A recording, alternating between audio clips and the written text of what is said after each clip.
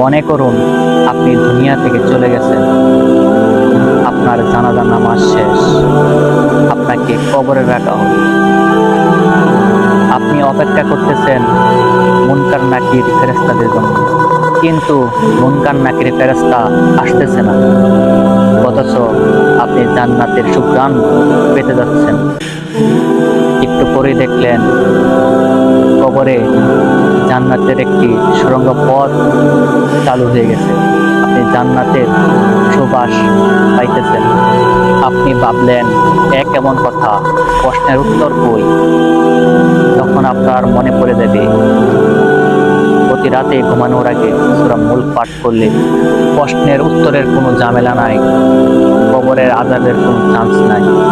অতঃপর রেশমের চাদরে নরম বিছানায় গা এলিয়ে বলবেন আলহামদুলিল্লাহ।